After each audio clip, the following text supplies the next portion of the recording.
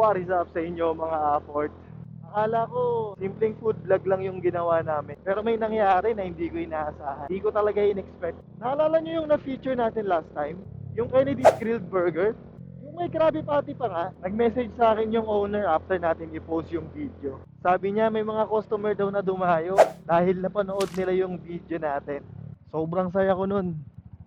Pero ito mas nakakagulat. Nag-message ulit siya sa akin. Sa Ate Candy, yung owner ng Kennedy's. Sabi niya, may nakakita raw sa kanila mula GMA. At kakatapos lang daw ng shoot nila. Para sa pera paraan. At doon ko na-realize. Minsan iniisip natin, maliit lang yung ginagawa natin. Isang video lang, isang reels lang, isang upload lang.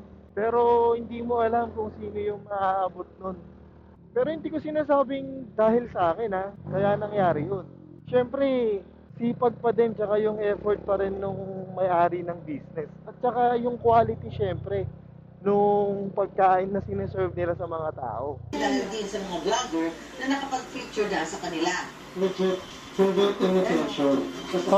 Syempre, Ang nakakatuwa kasi, kaya ako sinishare sa inyo ngayon. Kasi kahit paano kahit sa maliit na paraan, naging bahagi tayo ng journey nila.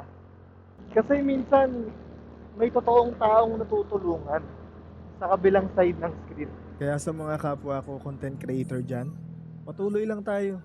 Di man consistent, di man mag-viral. Basta gusto natin yung ginagawa natin.